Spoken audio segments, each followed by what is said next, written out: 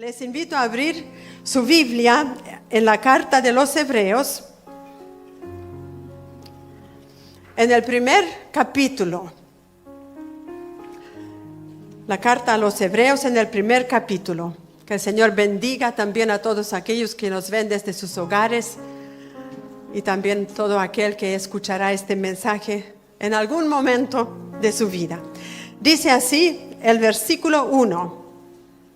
Dios, habiendo hablado muchas veces y de muchas maneras en otro tiempo a los padres por los profetas, en estos postreros días nos ha hablado por el Hijo, a quien constituyó heredero de todo y por quien asimismo hizo el universo, el cual, siendo el resplandor de su gloria y la imagen misma de su sustancia, y quien sustenta todas las cosas con la palabra de su poder, habiendo efectuado la purificación de nuestros pecados por medio de sí mismo, se sentó a la diestra de la majestad en las alturas, hecho tanto superior a los ángeles, cuanto heredó más excelente nombre que ellos. Si se dan cuenta, esta es una sola frase tan larga, pero tan importante y poderosa. Y como es una sola frase, la vamos a desglosar un poquito para entender muy bien lo que el Señor nos quiere mostrar en esta mañana. En el primer versículo dice, Dios, habiendo hablado, ¿cuántas veces? Muchas veces. ¿Y cómo ha hablado Dios? De muchas maneras. Muchas veces y de muchas maneras Dios ha intentado a comunicarse en la antigüedad. ¿A través de quién? A través de los profetas. ¿Y a quién, según este versículo? A los padres. ¿Y quiénes son los padres? Los padres de Israel.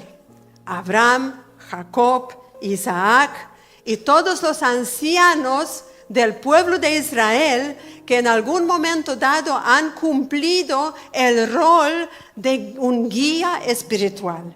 Esos son los padres. Así que no son nuestros padres, ¿cierto? Sino que este versículo se refiere a los padres del Antiguo Testamento. Quiere decir que a ellos Dios le ha hablado ¿cuántas veces? Muchas veces. Voy a mirar más seguido aquí a nuestros juveniles porque yo quiero que ustedes participen. Cuando yo hago una pregunta, ustedes me contestan, ¿ok? Porque tienen que saber, iglesia, que ellos tuvieron una noche muy corta porque estuvieron en discipulado anoche intensivo con media vigilia, por eso están un poquito cansados. Pero sin embargo están aquí y yo no los voy a dejar dormirse, por eso. Entonces, ¿cuántas veces habló Dios? Muchas veces y de muchas formas a través de los profetas. ¿Y cuándo vivieron estos profetas? Por ejemplo, el primer profeta o uno de los primeros, Moisés, 1500 años antes de Cristo. El profeta Joel, en el año más o menos 800 antes de Cristo. El profeta Isaías, en el año 765 antes de Cristo. El profeta Malaquías, que se acerca más a nosotros, 430 años antes de Cristo. Todos ellos, más los demás, han hablado, han sido boca de Dios para hablarle al pueblo de Israel. Amén. Y todos ellos coinciden en los mensajes. Ninguno de ellos trajo un mensaje totalmente diferente al otro. Todos ellos apuntan a la historia de Dios con la humanidad y con nuestro Señor Jesús, y muchos también apuntan a los tiempos venideros. Pero lo importante que vamos a mantener, que Dios siempre ha tratado de comunicar su voluntad para poder bendecir al ser humano. Para poder bendecir al ser humano. Entonces Jesús dijo en Mateo 11, capítulo 13, todos los profetas y la ley profetizaron hasta Juan. ¿Y a cuál Juan se refiere? A Juan el Bautista. Todos los profetas, dijo Jesús, y la ley, o sea, todo lo del Antiguo Testamento, hasta Juan el Bautista. Quiere decir, Juan el Bautista fue el último profeta del Antiguo Pacto. Todos ellos han profetizado y han hablado, han sido boca de Dios. Pero luego avanzamos al versículo 2 y dice, y en estos postreros días Dios nos ha hablado por el Hijo. ¿Y quién es el Hijo? Nuestro Señor Jesús. O sea, todo lo que dijeron los antiguos, ahora Dios decidió mandarnos a su Hijo para poder hablarnos más directamente, para poder estar entre nosotros, los seres humanos, para tener un contacto visible y directo con el ser humano. Es lo más maravilloso que Dios hizo, de haber enviado en estos postreros días, o sea, ¿hace cuántos años atrás? ¿Cuántos años atrás? 2000. Hace 2000 años atrás, Dios decidió enviar a su Hijo para hablarnos ahora. ¿A quiénes? ¿A los padres de Israel? ¿A quiénes ha hablado Dios? A nosotros, a todos nosotros. Jesús dijo, yo vengo en primer lugar a la casa de Israel. O sea, Jesús, porque Él también es profeta. Él tampoco contradijo todos los que dijeron antes de Él. Él vino también como profeta y se incluyó en la línea de aquellos que han hablado, de aquellos que han traído el mensaje de Dios. Entonces Jesús como profeta le habló también al pueblo de Israel, pero luego también le habló a toda la humanidad, incluyéndonos a nosotros hoy en día. Porque todo lo que Jesús dijo tiene vigencia eterna. No es necesario que nadie más venga, ¿sí? Él fue el profeta por excelencia, Él fue el mensajero principal, Él fue el mensajero ungido que vino a demostrar que el reino de Dios ha llegado a la tierra en su persona y luego a través de la iglesia. Entonces ya después de Jesús no es necesario que nos venga ningún profeta más que nos venga a decir lo que va a pasar. Porque Jesús ya lo dijo todo. Y los profetas que hoy en día andan por ahí, ellos solamente también son boca de Dios. Ellos escuchan lo que Dios dice en este momento y se lo entregan a la iglesia como un plan más personalizado. Pero ellos no van a traer nada nuevo. Nada, absolutamente nada se puede añadir a este libro. Por eso todas aquellas religiones que le han añadido a este libro, otro libro más, ya se sabe que son falsos. No le haga caso, son unos mentirosos. Porque en Apocalipsis dice que a este libro no hay que añadirle ni una tilde ni una letra. Está todo dicho por nuestro Señor Jesucristo. Así que en estos postreros días Dios nos ha hablado por el Hijo. Y ahora dice, ¿a quién constituyó heredero de todo? Eso es muy importante que nosotros lo sepamos, porque esta frase nos va a dar una seguridad completísima. ¿Qué es un heredero? Es alguien que recibe una herencia de alguien, generalmente de los padres cuando fallecen, ¿cierto? Pero de repente hay también algunos tíos que son buena onda y le dejan a una herencia a alguien, ¿cierto?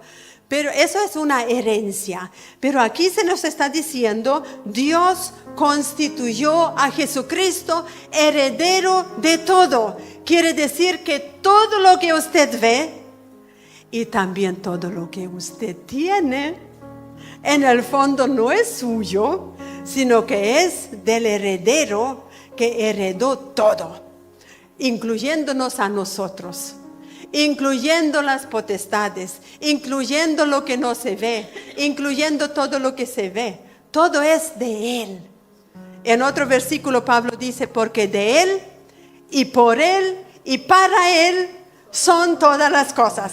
Así que todo es de Cristo. Así que cuando usted se levanta y el enemigo lo quiere venir a pellizcar con alguna cosa, usted le dice, no, Señor, fuera de mi casa, fuera de mi vida, porque yo soy propiedad de Cristo. Yo soy de Él. A mí tú no me vas a tocar, porque a mí alguien me compró a precio de sangre y soy de Él. Y Dios dijo, Él es heredero de todo. Todas las cosas le pertenecen a Él. Y luego dice, ¿y por quién asimismo hizo Él universo? Así que si a los jóvenes le enseñan en el colegio el Big Bang y otras teorías de evolución, apréndanla para que sepan cómo son los mentirosos, lo que quieren enseñar. Igual tienen que aprenderlo y escribir para no sacar una mala nota. Pero aquí la palabra verdadera, la que no miente, dice, el universo fue creado por Él. Y ahora viene en el verso 3 una explicación extraordinaria de Jesús a quien nosotros hemos adorado en esta mañana. Y dice, el cual, siendo el resplandor de la gloria de Dios y la imagen misma de su sustancia. O sea, el escritor no hallaba cómo decir, no hallaba cómo explicar, qué palabra usar para decirnos que Jesús es prácticamente como la imagen resplandeciente, gloriosa de Dios, lo que nosotros podemos tener. Y luego dice, y quien sustenta todas las cosas con la palabra de su poder. Piense un poquito, una sola palabra de Dios basta para sostener todo. Una sola palabra de Dios bastó para crear el universo. Una sola palabra bastó para crear todo lo que nosotros vemos, ¿cierto? Y aquí dice, esa misma palabra es la que sustenta todas las cosas. Así que, ¿por qué usted tiene miedo y temor del futuro? Sabiendo que aquí está diciendo, Dios sostiene todas las cosas con su palabra.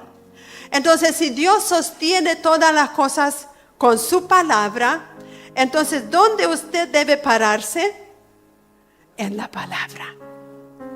En la palabra que tenemos escrita en nuestra Biblia. Entonces, cuando usted se para en la palabra, usted se puede sentir totalmente seguro, totalmente bendecido, totalmente acompañado. No debería tener ninguna soledad, ninguna depresión, porque Dios dijo, yo estaré con ustedes todos los días hasta el fin del mundo. Y también el Señor dijo, antes que tú me pidas, yo ya sé lo que tú necesitas. Entonces, ¿por qué temer?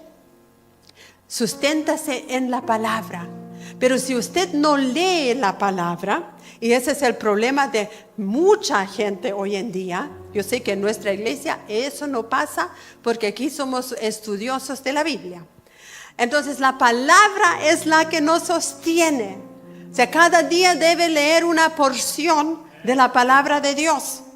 Porque si usted no come, va a ser flacuchento. Yo creo que nadie va a ayunar todos los días. Se propone, este mes no como. Este mes ayuno. ¿Cierto que no? No, porque a duras penas a veces aguantamos un día de ayuno. ¿Y por qué ayunamos tantas veces la palabra de Dios? Como que si eso nos haría bien. Eso nos hace pésimo. Entonces las cosas se sostienen con la palabra de su poder. El poder de Dios está ligado a la palabra de Dios, mis amados. El poder de Dios no va a venir así por el aire y lo toca y lo remueve y lo sacude. Y usted dice, ay, el poder de Dios me tocó en el culto. No, ese es un simple, un toquecito nomás, una pequeña manifestación del poder de Dios. El poder de Dios está en la palabra completa cuando usted la lee, la cree y se empieza a mover por la palabra de Dios. Así funciona el poder de Dios, por la palabra de su poder. Luego dice, habiendo efectuado la purificación de nuestros pecados por sí mismo. Eso es maravilloso. Que usted puede saber que sus pecados han sido perdonados hace 2000 años atrás en la cruz del Calvario. ¿Por qué usted todavía sufre cuando se recuerda lo que hizo hace 5 años atrás? Sabiendo que eso ya se perdonó. No es una autorización para pecar. Pero sí usted puede saber que puede tener libertad para andar en santidad, no atado en el pecado, porque Jesús para eso entregó su vida, por medio de sí mismo nos purificó. Y luego dice, y se sentó a la diestra de la majestad en las alturas. O sea, nuestro Señor sentado a la diestra de la majestad en la altura, nos tiene a cada uno de nosotros en la mira. Y no solamente en la mira, sino en su mano nos sostiene. Y nos provee cada día, siempre y cuando usted se toma el tiempo para sentarse con el Señor, para conversar con Él, para leer su palabra y luego actuar en fe. El Señor sentado a la diestra de la majestad en las alturas, y luego dice en el verso 4, hecho tanto superior a los ángeles, cuanto heredó más excelente nombre que ellos. ¿Qué heredó Cristo? Heredó un nombre. ¿Y cuál es ese nombre? Es el nombre de Jesús. O sea, la herencia de Jesús en parte es su nombre. Ese nombre que es exaltado sobre todo. El nombre en el cual un día toda rodilla se doblará y toda lengua confesará que Él es el Señor. Es el nombre de Jesús en el cual nosotros oramos. Es el nombre de Jesús en el cual los enfermos son sanados. Es el nombre de Jesús en el cual los demonios tienen que huir y la hechicería es quebrantada. Es el nombre de Jesús, mis amados. Por eso le damos tanta importancia aquí en esta iglesia al nombre de Jesús. Porque a Dios le plació poner todo ese poder invisible en ese nombre. Así que úselo. Cuando usted ande por ahí, use el nombre de Jesús. Cúbrase con el nombre de Jesús. En el Antiguo Testamento dice, bienaventurado el pueblo sobre el cual mi nombre está puesto. Así que nosotros somos bienaventurados porque tenemos el nombre de Jesús a nuestra disposición. Porque Él es exaltado sobre todo nombre. Amén. Usted no debe temer a ninguna persona. Siempre piensa que usted tiene un nombre que es sobre aquella persona. ¿Sí? Y todo lo que usted necesita se encuentra a través de ese nombre. No ponga su confianza en los políticos, en el alcalde, en su jefe, en su empresa. Ponga su confianza en el nombre de Jesús. En ese tenemos libertad. En ese tenemos provisión, salud, sanidad física y liberación. Todo está puesto en el nombre de Jesús. Ahora, se nos está diciendo aquí que Jesús fue hecho muy superior a todos los ángeles, ¿sí? Porque sabemos por la palabra de Dios que hay ángeles, seres que Dios creó muy poderosos, muy hermosos. Y sin embargo, el Señor está sobre todo ello. Luego, el escritor sigue hablando un poquito de los ángeles, pero esa parte a nosotros no nos va a interesar en esta mañana. Yo quiero avanzar al versículo 14, donde de los ángeles hablando, dice, no son los ángeles todos espíritus ministradores enviados para servicio a favor de los que serán herederos de la salvación. O sea, los ángeles son espíritus ministradores que son enviados para el servicio de quienes a favor de aquellos que van a ser herederos de la salvación. Jesús heredó un nombre. ¿Y qué heredamos nosotros? Salvación. Nosotros también somos herederos. Para que usted sepa de aquí en adelante que usted ya ha recibido una herencia y esta es la herencia más importante de su vida. No importa cuántos millones va a heredar un día de su abuelita, importa lo que usted ya heredó de nuestro Señor, que es la salvación. Y los ángeles solamente han sido enviados a favor de aquellos que van a heredar la salvación. No sé cuántas veces usted ha sido ayudado por un ángel. Quizás más de alguna vez y usted no se ha dado cuenta. Yo he sido ayudada una vez por un ángel que manejaba un taxi. ¿Y cómo yo lo sé? Porque yo andaba con mi hermana Johanna y mi mamá. Íbamos en un furgón arrendado. Desde Alemania viajamos a Rumania, que son 1800 kilómetros de distancia que nos esperaban. Y viajábamos para ir a buscar a nuestra otra hermana y su familia. Y en el camino nos adelantó un camión en la madrugada y algo saltó y se quebró el parabrisas. Ahora imagínense, yo en esos años tenía 22 años. Llevaba como medio año de convertida al Señor, con todas estas cosas nuevas, ¿cierto? Con todo el poder de Dios, experimentándolo casi por primera vez. Entonces, Johanna todavía no era hija del Señor y mi mamá menos. Así que yo pensé, ahora me toca a mí orar aquí, ¿no? Así que internamente orando, ¿qué vamos a hacer? Así que estábamos en una ciudad como a 100 kilómetros desde Budapest, que es la capital de Hungría. ¿Qué vamos a hacer? Entonces los del taller dijeron, tienen que devolverse a Budapest porque solamente allá venden parabrisas. Pero claro, no podemos ir en ese furgón sin parabrisas, hacía mucho frío. Entonces, con lo poquito que nos pudimos conversar, porque ellos hablan húngaro, nadie de nosotros hablaba húngaro. Entonces, lo que entendimos que van a llamar un taxi, que una de nosotras viaje con el taxista a Budapest a comprar el parabrisas, el único lugar donde venden. Así que yo fui la valiente, no sé, nunca habíamos pensado lo que pudiera ocurrir. Juntamos todo el efectivo que teníamos, eran en ese entonces 800 marcos, y me mandaron a mí con mi pasaporte y con los 800 marcos en un taxi sola. Y ellas dos se quedaron con el furgón. Y me senté yo y me pongo a orar así internamente. Y miro al taxista. Solamente sonreía ese taxista.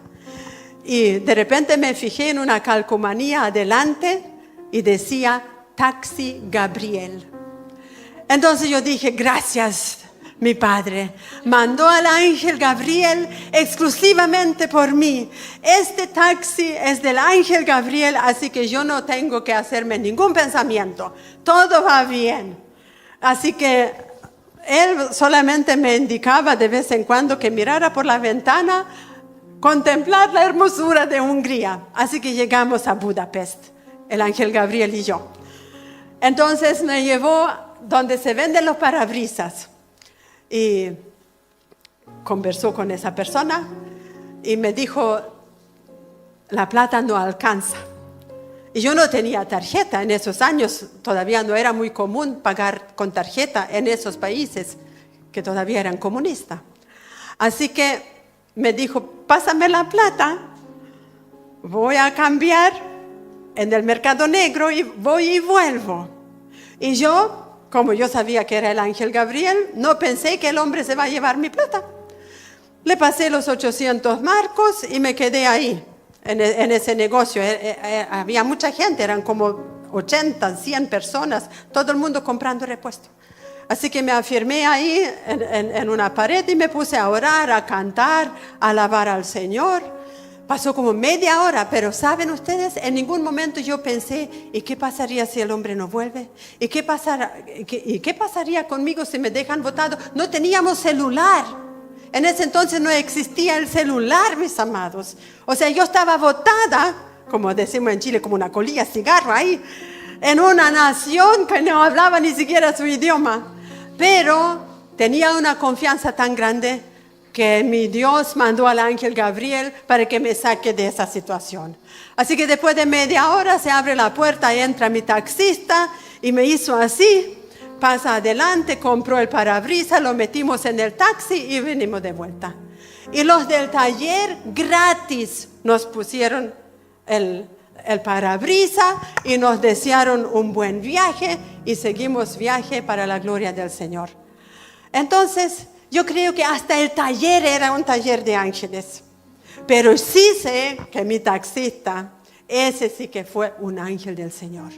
Y doy gloria a Dios. Y así podría contarles varios testimonios más, pero este es el único que les quiero contar, porque no me importa tanto la administración de los ángeles, pero para que ustedes vean que hoy en día también Dios usa a sus ángeles.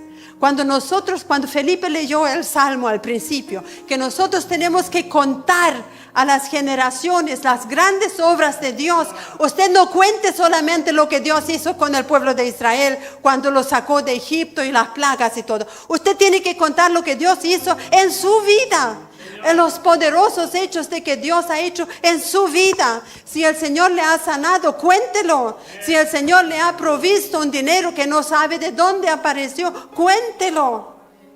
Cuando nosotros vivimos en Alemania, no teníamos contrato, no estábamos contratados por ningún lado. Muchísimas veces encontrábamos dinero por aquí, dinero por allá. El Señor enviando a sus cuervos y nunca nos faltó. Entonces, los poderosos hechos de Dios que suceden en tu vida. Los juveniles tienen que experimentar los poderosos hechos de Dios en su propia vida. No contar lo que alguien les contó. Eso es muy fome, no sé si usted está de acuerdo. ¿O acaso usted no quiere experimentar ninguna cosa? Si alguien no puede tener hijos, ¿cierto? Y oramos y de repente viene un hijo, eso es gloria de Dios. Entonces hay que contarlo. Todas esas cosas que Dios hace en nuestra vida son cosas que contar. Y cuente también, en momentos de necesidad, Dios va a enviar a sus ángeles.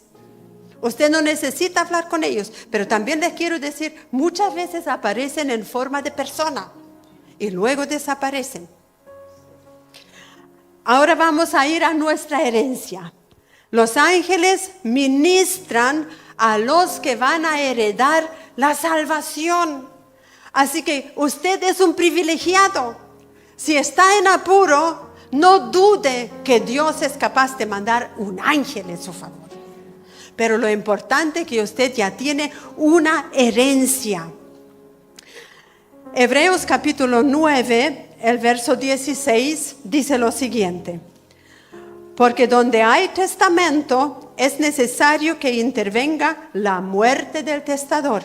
Porque el testamento con la muerte se confirma, pues no es válido entre tanto que el testador vive. Quiere decir que Jesús tuvo que morir para que nosotros podamos obtener herencia, ¿cierto? Porque no hay herencia, al menos que la abuelita o el papá, la mamá fallecen, ¿cierto? No hagan lo que hizo el hijo pródigo. La familia que tenía 2 hijos. El menor se le ocurrió ir donde el papá mientras el papá todavía vivía. Y le dijo, pásame lo que me corresponde. Mire, qué sinvergüenza. Y el padre le dio lo que le corresponde a él, su herencia. ¿Y qué hizo con la herencia? La derrochó. Ni siquiera la cuidó. La derrochó. Entonces no haga nunca eso de pedir algo antes de tiempo. Pero Jesús, Él se entregó, murió por nosotros para que este testamento tenga validez. ¿Por qué este testamento tiene validez? Porque el que lo dio, el que prometió, ya murió y resucitó por nosotros. Y por eso nosotros tenemos herencia. O sea, el Señor no nos está envolando, como diríamos. No nos está prometiendo algo que no existe. Porque a veces también yo sé de casos que le han prometido a los herederos muchas cosas y cuando fallecen no hay nada de ello. Cuidaron a la abuelita porque la abuelita dijo que tiene muchos millones y cuando falleció no había nada. Engaños así también existen, pero el Señor no es de esos. Así que nosotros tenemos una herencia. Y ya dije también, ¿quiénes heredan? A favor de los que serán herederos de la salvación, que son los hijos de Dios. Y ahora saltamos al capítulo 2, a partir del verso 1, donde dice, por lo tanto, o sea, por todo lo que yo les dije, por lo tanto, es necesario que con más diligencia atendamos a las cosas que hemos oído, no sea que nos deslicemos. Porque si la palabra dicha por medio de los ángeles fue firme y toda transgresión y desobediencia recibió justa retribución, ¿cómo escaparemos nosotros si descuidamos una salvación tan grande? La cual, habiendo sido anunciada primeramente por el Señor, nos fue confirmada por los que oyeron, testificando Dios juntamente con ellos, con señales y prodigios y diversos milagros y repartimiento del Espíritu Santo según su voluntad. Esta es la parte más importante del mensaje. Lo demás fue como una introducción, para que usted ponga mucha atención. Por tanto, dice, es necesario que atendamos estas cosas, que tengamos atención, que pongamos atención, ¿cierto? Y que podamos tener un tiempo de reflexión luego en la casa y podamos atender, ¿cierto? Por ejemplo, cuando alguien va al peluquero, espera que el peluquero se tome el tiempo y lo haga bien, ¿cierto? Lo atienda bien. O cualquier otra persona que usted va. No se va a conformar que lo tome tac, tac, tac, con la tijera 2 veces para allá, para acá y listo. No, que lo atienda. Así Dios espera que nosotros atendamos a lo que Él está hablando. Porque Dios no nos está hablando para que nosotros así de pasadita agarramos la mitad de lo que nos dijo. Cuando Dios nos está hablando, hay que tomarlo en serio. Y aquí el Señor nos está hablando y nos está diciendo, es necesario que con diligencia tú pongas atención a lo que te estoy diciendo, porque hay un peligro si tú no lo haces. Pero primero vamos a ver la salvación tan grande, dice aquí. Hemos recibido una salvación tan grande. ¿Y en qué consiste esa salvación tan grande? ¿Ustedes me pueden decir? ¿De qué ha sido salvado usted? Dígalo fuerte. ¿De los pecados? ¿De la muerte eterna? ¿De qué más hemos sido salvados? ¿Del infierno? Muy bien. De una vida lejos de Jesús, gracias al Señor. Todo eso es la salvación tan grande que hemos recibido. Hemos sido salvos de la ira de Dios, porque la ira de Dios se manifiesta contra todo pecado y contra todo pecador. Porque el pecado está adherido a un pecador. Así que no podemos decirle a la gente que la ira de Dios no les va a tocar. Tenemos que decirle a la gente la verdad. Si tú no te arrepientes de tus pecados y vienes a Cristo y entregas tu vida a Él, la ira de Dios un día va a caer sobre ti y te va a llevar al infierno, no porque Dios quiere, sino porque tú rechazaste la bendición. Entonces somos salvos de la ira de Dios, somos salvos de una vida en pecado, somos salvos de la presencia del enemigo, del diablo, de los hechiceros, de los brujos. Somos salvos, mis amados, porque en Cristo todo eso se rompe. La Biblia dice que hemos sido trasladados del reino de las tinieblas al reino de la luz. Y en el reino de la luz no hay tiniebla que lo puede tocar. Al menos que usted saque un pie del reino de la luz y se mete nuevamente a las tinieblas. Entonces el diablo tiene poder y autoridad. Pero mientras nosotros estamos en la luz, nada nos puede tocar. Y esa es una salvación gloriosa, maravillosa, que el Señor nos trasladó de reino. Qué maravilloso, mis amados. Nadie hubiera hecho eso por nosotros, solamente Cristo. Y hemos sido salvos del infierno. No vamos a llegar allá siempre y cuando nos mantenemos en este caminar con Cristo. Porque Jesús dijo, el que permanece hasta el fin, ese será salvo. Ese será salvo. Y también dijo, el que permanece en mí y yo en él, ese llevará mucho fruto y estará conmigo por toda la eternidad. Mas el que no lleva fruto, lo dice Jesús, será cortado y será echado fuera, donde está el lloro y el crujir de dientes. Mis amados, no podemos enseñarle una mentira a la gente, que cuando uno está salvo no importa lo que haga de aquí en adelante. No, Señor. Si somos salvos es para que vivamos para Cristo en una vida de santidad, alejado de todo pecado. Así que esa es la salvación tan grande que hemos recibido. Y ahora dice en el verso 4, testificando Dios juntamente con ellos, con señales, prodigios, diversos milagros y repartimiento del Espíritu Santo según su voluntad. O sea, este versículo nos está diciendo que Dios no nos da una salvación y listo está. No, Él más encima confirma la salvación. ¿Y cómo la confirma? En primer lugar, la anunció por Cristo. Según este verso, confirmada por los que la oyeron, o sea, los primeros discípulos.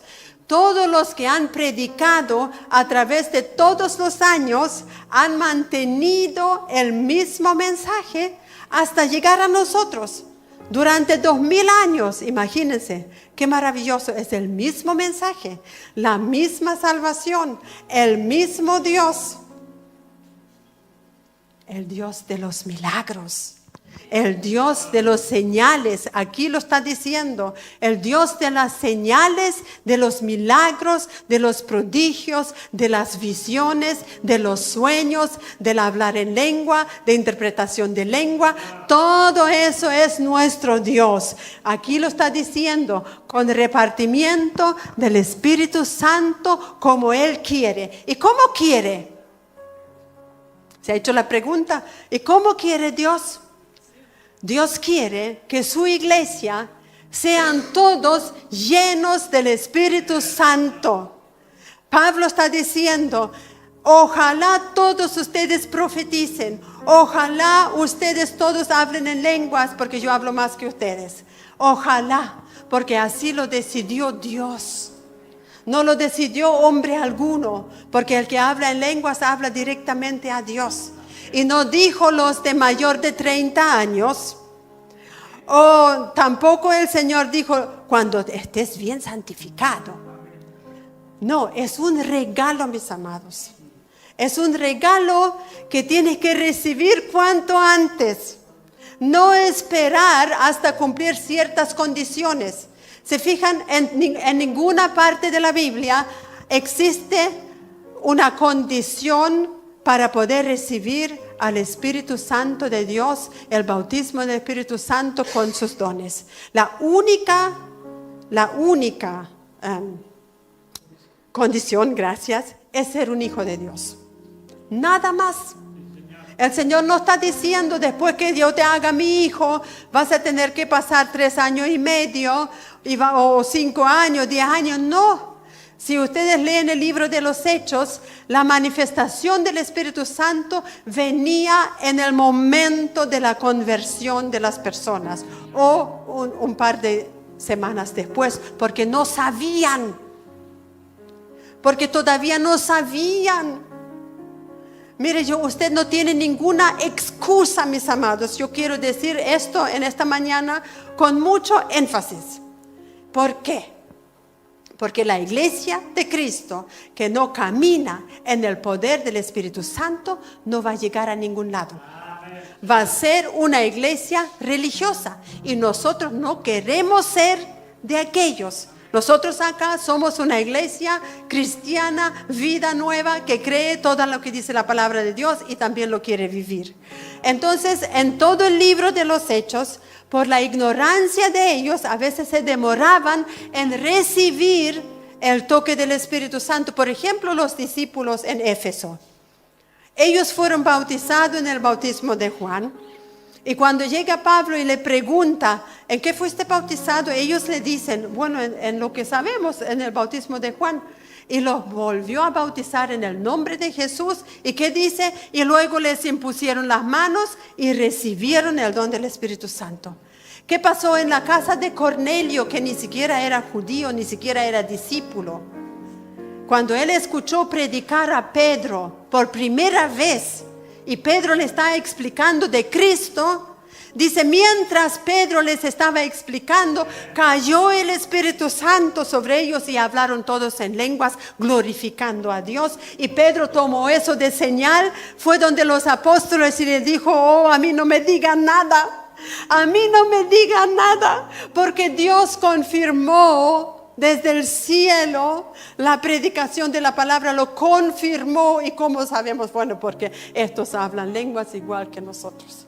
¿Y quiénes somos nosotros para impedir que los gentiles sean integrados en el cuerpo de Cristo? Si Dios intervino de esa forma tan especial. Entonces, ¿qué quiero decir con todo esto? Esa es la voluntad de Dios. Cómo Dios manifiesta, según este versículo, con señales, prodigios, diversos milagros y repartimiento del Espíritu Santo. Esa es la forma de Dios. Dios siempre va a querer depositar su Espíritu Santo en su vida. De otra forma dicho, cada uno de los hijos de Dios es la dirección del Espíritu Santo en la tierra. Yo soy una dirección del Espíritu Santo en la tierra porque Él habita en mí. Y yo le doy a Él toda la libertad que Él quiere. Cuando Él quiere usar mi boca de hablarle a Dios, que lo haga. No le pongo ninguna restricción. Y así tiene que ser usted, mi amado. Si es un hijo de Dios, en el momento de la salvación, usted recibió el sello del Espíritu Santo, declarándolo un hijo de Dios, un sello. Pero luego el Espíritu Santo necesita ser derramado sobre usted. Y ese es un regalo. Es un regalo. Usted tiene que simplemente ir a Dios y recibirlo. Porque usted no lo recibe, si usted lo rechaza o simplemente se quiere mantener en ignorancia, se va a perder la mejor parte de la vida en la tierra. Así de simple. No sé si usted quiere. Yo por lo menos, gracias a Dios, yo tomé mi decisión hace muchos años atrás. Yo prefiero vivir una vida llena de milagros, señales, prodigios y que el Espíritu Santo haga conmigo lo que Él quiere, en vez de llevar una vida religiosa todos los domingos cantando y qué sé yo.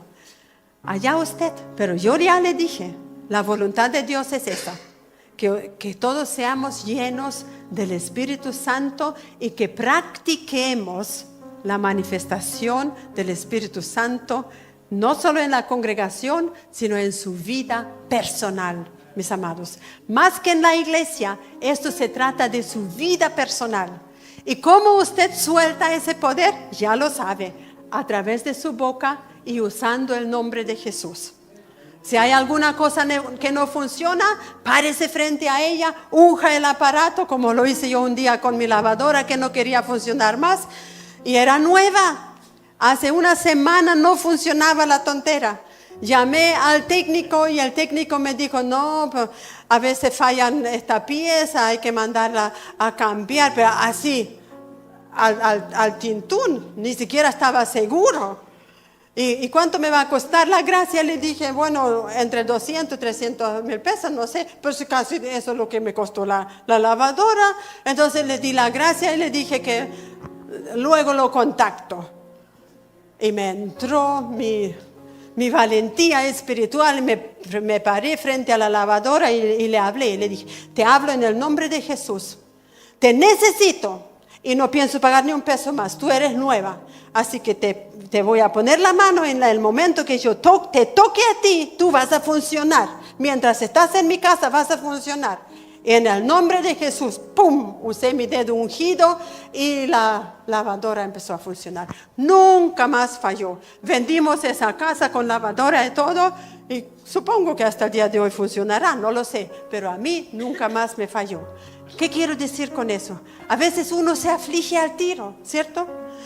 El otro día mi refrigerador también se le ocurrió con tantos cortes de la codinera aquí de no querer funcionar más, ¿cierto? Funcionó para arriba, pero para abajo el congelador no me quería funcionar más.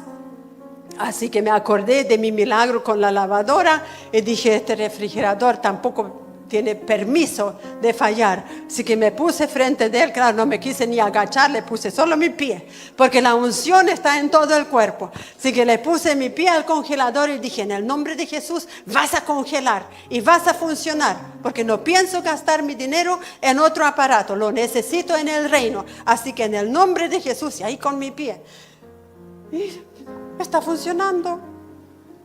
¿Se dan cuenta?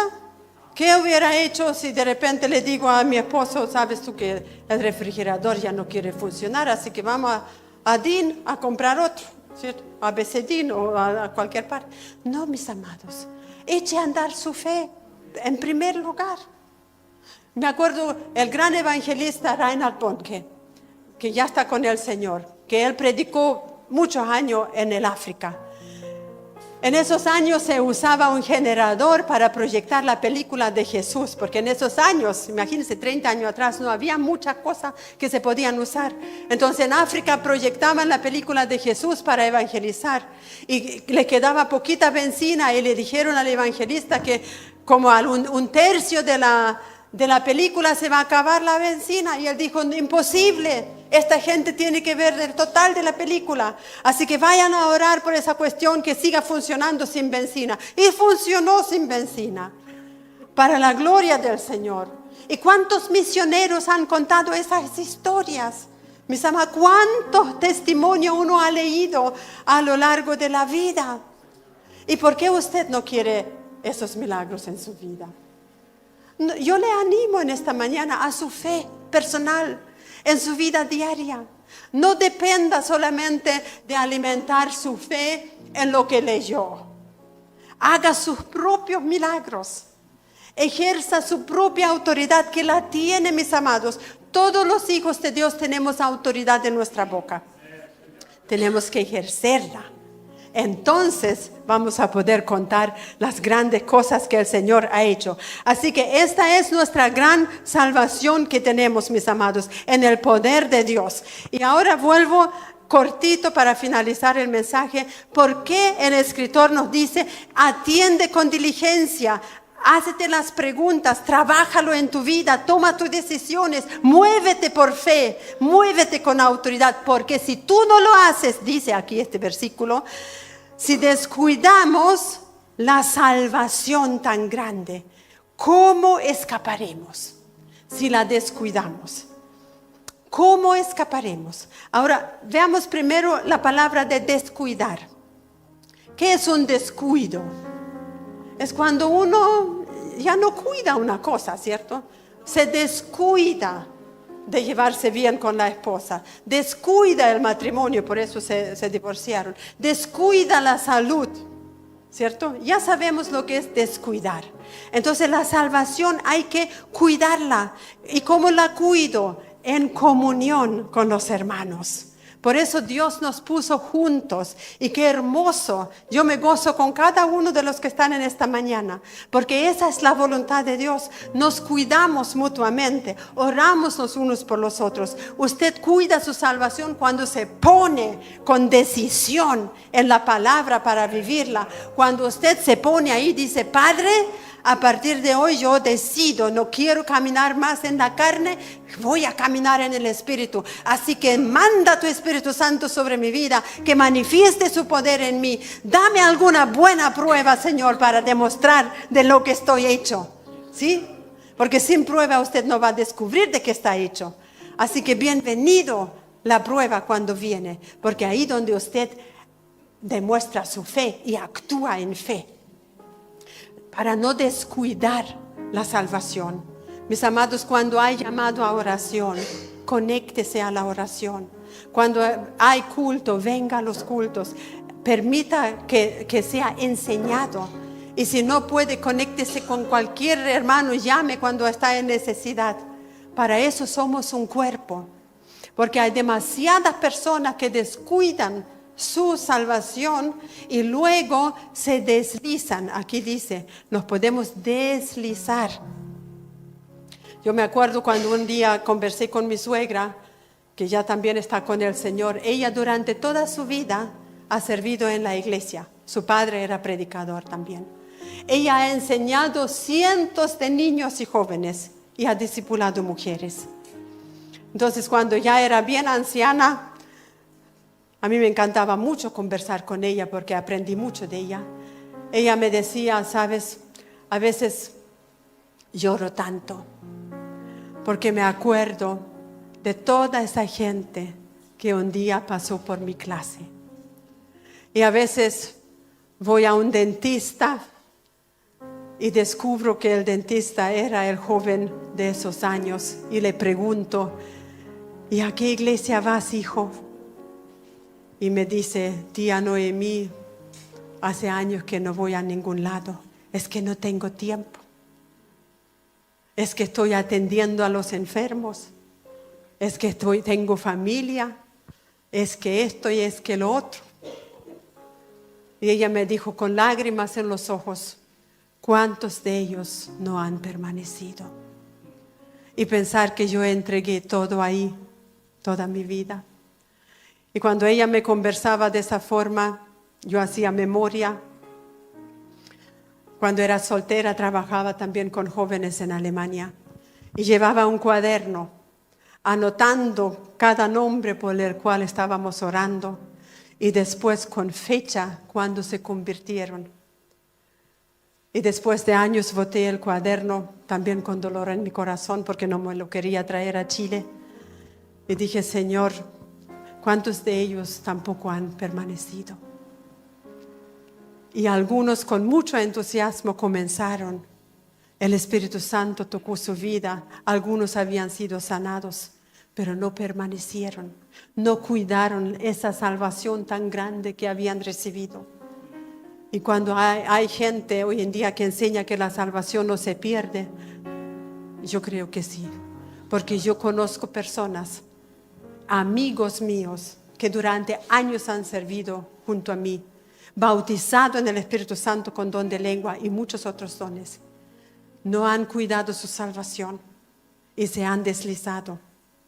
Pablo también lamentaba cuando dice, este me ha dejado, este se ha apartado, pero ustedes no lo hagan.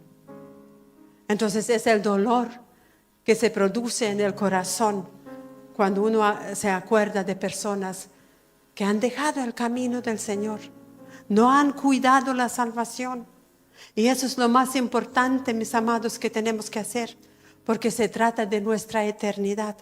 No importa cuántas veces usted se cae, párese otra vez. No importa lo que haya hecho, no importa el pecado quizás más grande que ha podido cometer, arrepiéntese, no importa. Lo importante es arrepentirse y volver. Nunca diga, ya no sirvo. Esa frase es una mentira. Mientras hay tiempo para arrepentirse, ojalá siempre vengamos al arrepentimiento y sigamos cuidando nuestra salvación, porque nadie la va a cuidar por usted. Yo no puedo cuidar su salvación, usted no puede cuidar la mía. Cada uno tiene que cuidar su propia salvación para no deslizarnos. Así que, mis amados, La última palabra que quiero resaltar aquí dice, ¿cómo escaparemos nosotros? ¿Cómo escaparemos? Y cuando leí eso me acordé cuando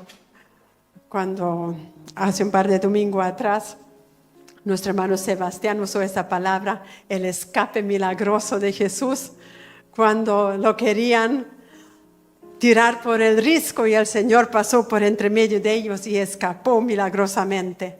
Así tenemos que escapar nosotros, escapar, porque Jesús nunca perdió de vista su llamado y su tarea. Así que mientras nosotros tengamos nuestros ojos puestos en la tarea, en el final donde queremos llegar, vamos a estar bien. Pero sí tenemos que tener en cuenta que no vamos a tener escape milagroso si nosotros descuidamos la salvación. Y lo dijo el Señor. Jesús dijo en Lucas, capítulo 21, el versículo 34 y 36, dice, velad pues en todo tiempo orando. Ahora tome bien nota. Eso es lo que tiene que hacer conmigo.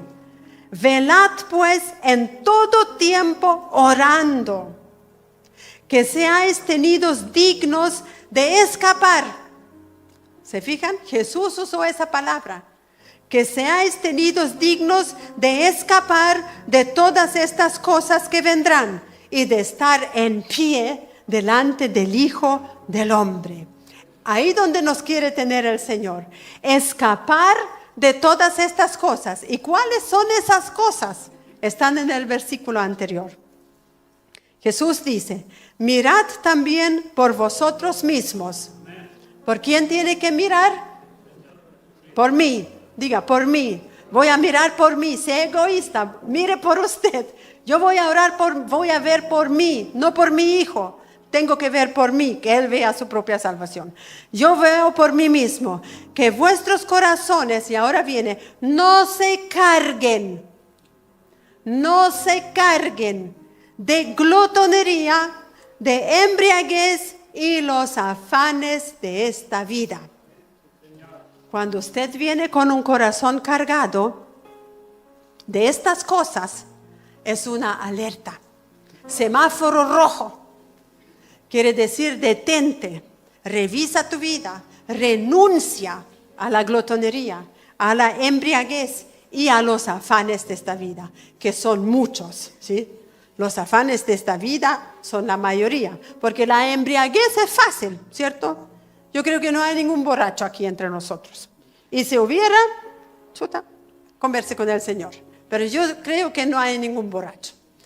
Por lo menos a mí no me consta que alguien ha venido a pedir ayuda. Ahora, si hubiera alguien que tiene problema con la embriaguez, venga a pedir ayuda. Siempre estamos dispuestos con mi esposo de ayudar en cualquier necesidad. La glotonería. Quizás por ahí también caemos de vez en cuando, más de algunos, ¿cierto? Hay que tener cuidado. No todo lo que usted puede comer le hace bien. No se olvide, su cuerpo es la dirección del Espíritu Santo. El Espíritu Santo debe sentirse bien en su cuerpo. Así que adminístrelo bien. No coma cualquier cosa y a cualquier hora. Hay que cuidar el cuerpo y también hay que cuidarse de los afanes de esta vida. Y Jesús dijo, y que venga de repente sobre vosotros aquel día, porque como un lazo vendrá sobre todos los que habitan en la faz de la tierra. ¿Y cuál es ese día? Se refiere al día de su venida, lo que predicó nuestro pastor el domingo pasado, que Cristo viene pronto. Así que cada uno de nosotros tenemos la obligación de cuidar nuestra propia salvación. ¿De qué se va a cuidar? De la embriaguez, de la glotonería, de los afanes de la vida. ¿Para qué? Para que su corazón no se cargue. Miren, Dios está preocupado por su corazón. Dios no quiere que usted ande cargado. Pero hay demasiados cristianos que andan con carga, ¿cierto? Por algo siempre oramos a los principios de los cultos. Señor, llévate toda carga. ¿Y qué pasaría si el Señor nos quedara mirando y nos dijera, pero si tú te la estás agarrando, ¿Cómo yo te la voy a quitar si el glotón eres tú? ¿Cómo te la voy a quitar si el afanado eres tú? El Señor no nos va a quitar lo que nosotros tenemos que dejar. ¿Sí? Hay cosas que el Señor nos va a quitar cuando nosotros estamos dispuestos. Pero hay cosas que nosotros tenemos que disciplinarnos y cuidar nuestra salvación. Y eso lo hacemos en conjunto. Qué maravilloso, mis amados, estar en una iglesia donde nos preocupamos los unos por los otros. ¿Sí? Porque Jesús dijo, yo no quiero que ninguno se pierda. Esa es la voluntad de Jesús, que ninguno se pierda y que todos tengamos la vida eterna. Entonces ya saben lo que tiene que hacer durante esta semana. Anímese a cuidar su salvación y a compartir también con los demás que no pudieron venir hoy y anímenlos a que también cuiden su salvación.